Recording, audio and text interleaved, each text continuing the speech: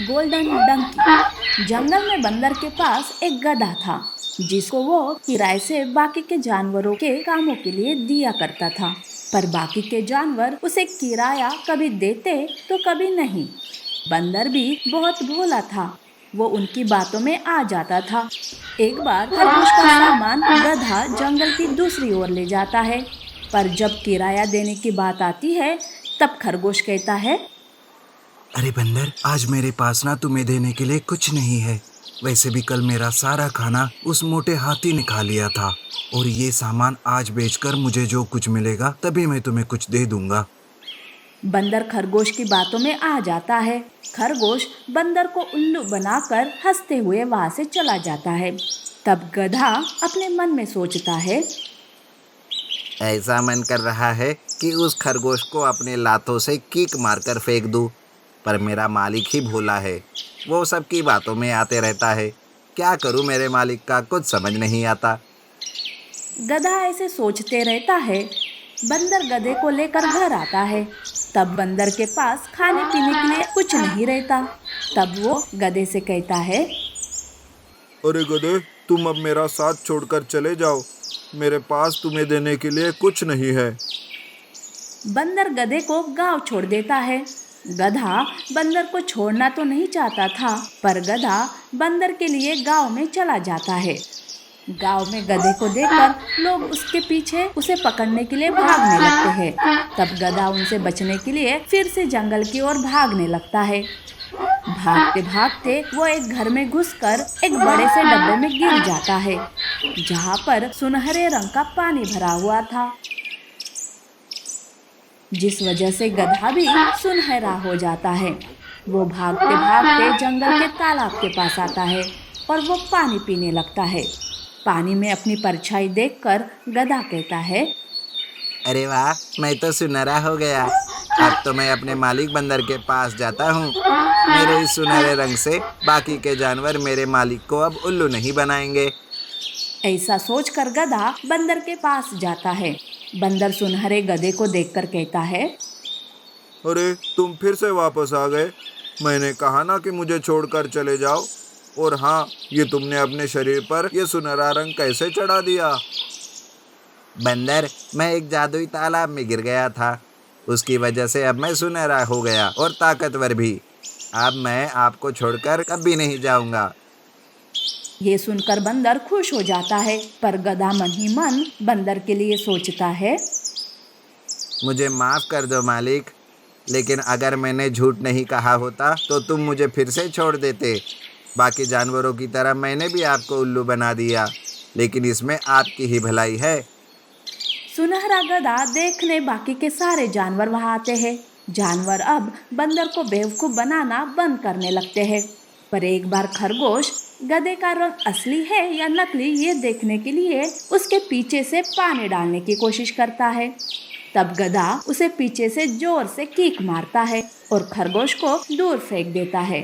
तब गधा खरगोश से कहता है, अरे ओ खरगोश, अब मैं मामूली गधा नहीं रहा, मैं बहुत ही ताकतवर बन गया हूँ। और हाँ, खबरदार अगर आज के बाद मेरे मालिक को उल्लू बनाया तो।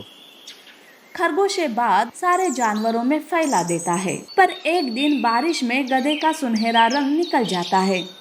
ये देखकर बंदर गधे से कहता है, अरे बाकी के जानवरों के जैसे तुमने भी मुझे उल्लू बनाया। तुम भी मुझे बेवकूफ़ ही समझते हो, है ना? गधा बंदर से माफी मांगता है और उसे सारी बात समझाता है। बंदर को भी अब गधे की बात समझ में आ जाती है और वो गधे से कहता है, अरे गधे, किसी के देखने से पहले तुम जल्दी से गाँव जाओ और वो सुनहरा रंग फिर से लगा कर आओ। तुम जब से सुनहरे बने हो तब से सारे जानवर मुझसे घबरा कर रहते हैं। हमें भी अब उनकी इस बात का फायदा उठाना चाहिए, जैसे को तैसा। क्या कहते हो? गधा बंदर में आए इस बदलाव से चकित हो जाता है। वो तुरंत गांव जाकर फिर से सुनहरा गधा बनकर जंगल आ जाता है। और जो जानवर बंदर को बेवकूफ समझते थे वो अब दोनों मिलकर सबको बेवकूफ बना रहे थे। हमें इतना भी बेवकूफ नहीं होना चाहिए कि बाकी के उसका हमसे फायदा ले सके। आलसी गधा, बंदर, कुत्ता और शेर। बंदर और कुत्ता दोनों बातें कर रहे थे। अरे दोस्त, अब क्या करे।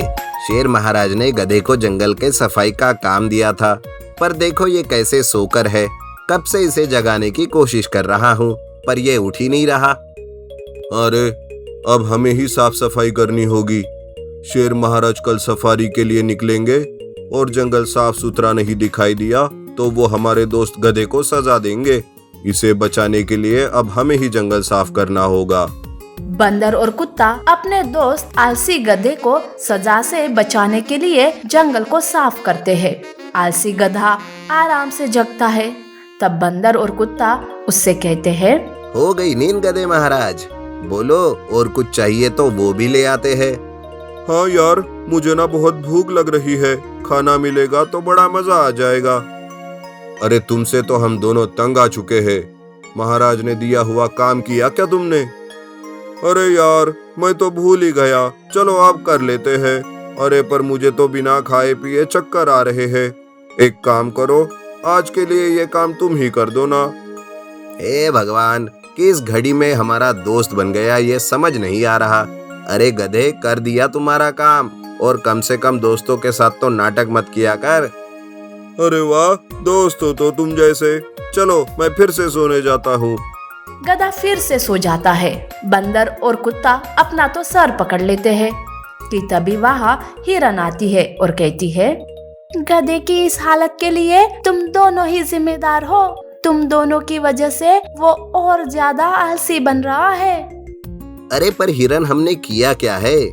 हम भी तो उसे हमेशा आलस छोड़ने के लिए कहते हैं और समझाते रहते हैं। तुम दोनों उसे बिना समझाए उसकी हर बात मानते हो, उसे हमेशा बचाते रहते हो, जैसे कि आज किया। अभी भी वक्त है, अपने दोस्त को तुम खुद सुधार सकते हो। एक बार तो भी उसे सजा मिलनी चाहिए, तभी तो वो सुधरेगा। उसे उसकी जिम्मेदारी की जान होगी। हिरन की बातों से उन दोनों की आंखें खुल जाती है। वो दोनों अब गधे को सुधारने का ठान लेते हैं। वो दोनों दूसरे दिन से गधे से दूर रहने लगते हैं। गधा आराम से उठकर बंदर और कुत्ते से कहता है, अरे दोस्तों, आज महाराज ने क्या काम दिया है? मैं तो सभा में गया ही नहीं था। हम तुम्हारे नौकर नहीं है। क्या काम है ये तुम खुद जाके पता करो, और हाँ, अपना खाना भी आज खुद ही ढूंढ लेना। अरे आज ये तुम दोनों को क्या हुआ है? भला अपने दोस्त के साथ कोई ऐसे बर्ताव करता है क्या? वैसे मुझे तो लगता है कि तुम दोनों मेरा मजाक कर रहे हो। मैं सही कह रहा हूँ ना? वो दोनों कुछ भी न कहकर वहाँ से चले जाते हैं। अब गधे को सारा काम करना जान पर आ रहा था। ऊपर से शेर ने आज भी उसे जंगल की सफाई का काम दिया था, पर आदत से मजबूर गधा हर बार आलस में सोते रहता है। उसका सफाई का काम पूरा ही नहीं होता। और जब शेर महाराज जंगल सफारी पर निकलते हैं, तब वो देखते हैं कि जंगल तो साफ सुथरा हुआ ही नहीं। तब वो गधे को तुरंत अपने पास बुलाते हैं और उसका कारण पूछते हैं। तब गधा कहता है, महाराज, आज मेरी तबीयत कुछ ठीक नहीं थी, इसलिए मेरा काम पूरा नहीं हो सका।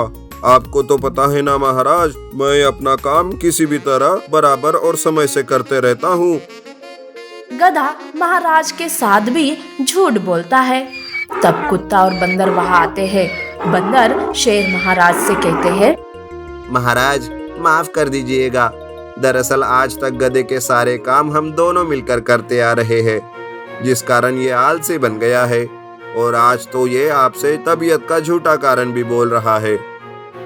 शेर महाराज सारी बात समझ जाते हैं और गधे को सजा सुनाते हुए कहते हैं, अरे आलसी गधे, तुम्हें जंगल के 10 फेरे लगाने होंगे, और फेरे लगाने के बाद जंगल की सफाई भी करनी होगी। चाहे कितनी भी रात हो जाए, लेकिन कल से बिना आलस के सारे काम करोगे तो ही तुम इस जंगल में रह सकते हो, नहीं तो मैं तुम्हें इस जंगल से निकाल दूंगा। गधा शेर से माफी मांगता है। गधा उसे मिली हुई सजा पूरी करता है। जंगल से निकल जाने के डर से जंगल की वो साफ सफाई करता है। उसमें आए हुए इस बदलाव से बंदर और कुत्ता दोनों भी खुश हो जाते हैं। गधा उन दोनों के पास आकर कहता है, तुम दोनों ने जानबूझकर ये सब किया ना, ताकि मैं सुधर जाऊं। मुझे माफ कर दो मेरे दोस्तों, मैं आज से कभी आलस नहीं करूंगा। इस तरह से आलसी गधा सुधर जाता है। उस दिन के बाद से वो तीनों दोस्त मिलकर हर काम मिलजुल कर करने लगते हैं और खुशी खुशी रहते हैं।